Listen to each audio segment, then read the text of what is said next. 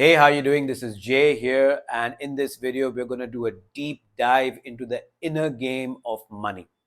And I think this is a really, really important video. If you're somebody who's not necessarily broke, but if you're broke, this will help you as well. But if you're somebody who makes enough money to get by, you know what I mean?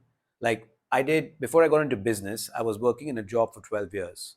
I wasn't broke, but I made enough money to get by, to pay my bills, to take care of my lifestyle. Have you ever noticed that? That you always seem to make enough money to just take care of your lifestyle, to just manage to get by.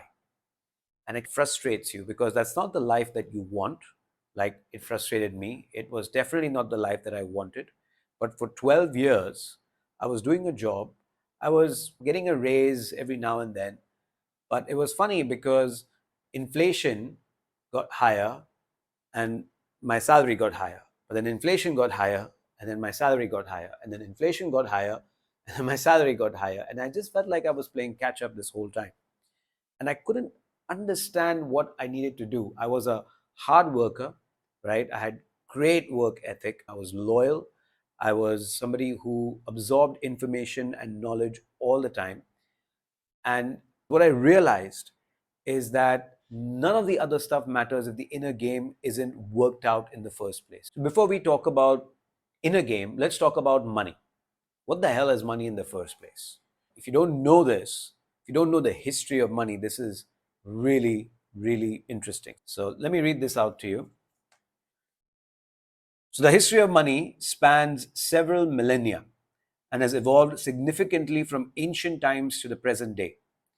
But you'll see in a second that the core crux, the concept of money is actually remained the same. So we started off with a barter system. So barter system basically means that you do something for me, I do something for you, right? So if let's say I want bread from you, you give me bread, maybe I'll wash your clothes, maybe I'll clean your house, maybe I'll take your dog for a walk. So it's like barter, where we're exchanging goods and services. And this is pre 3000 BC. That's how we did it, okay, as human beings. And then we started using commodities as money. So, for example, tea used to be used as money. In India, we had spices that used to be used as money. So anything that had intrinsic value, keep that word in mind, value, like livestock, grains, shells, metals, were used as a medium of exchange. And then metal coins started appearing around 1000 BC. And we had metal coins, and we had paper money, then we had money backed by gold, and now we just have money that some people say it's money, and we believe them. The money that we use right now, which is not backed by anything, and that's why they can keep printing more and more of it, which is fiat money, is what we use today. And then, of course, the future is cryptocurrency. So if I want something from you, then you want something from me in exchange. It's like you're giving me value and I am giving you value. So if money is nothing but the exchange of value, then when you believe you don't have enough of it, what does that say about the value that you believe you can provide to the world? How valuable do you believe you actually are? I'm not saying what you say to yourself in your head. That's not what I'm really talking about. What I'm talking about is how do you feel when it comes to the value that you can provide to the world? For example, if you, let's say, were to charge somebody $1 per hour for doing something for them, how would you feel? Pretty, like, I think most people will be pretty okay with that. $1 for an hour, yeah, sure. I mean, I can ask for that, no problem. $10 for an hour, how do you feel? Most of you should be okay. $100 for an hour, some of you may start feeling a little weird about it. $1,000 per hour, a lot of you might feel like shit, or maybe not. But I'm sure some of you may not have the ability to ask for that kind of money, and that's fine. But all I'm saying is that if you are not happy with the amount of money that you're making, then the key problem over here is that the value that you believe you can provide is not on par with the aspirations that you have. And if that's the case, then you're never, ever, ever going to feel like you're making enough money. Ever.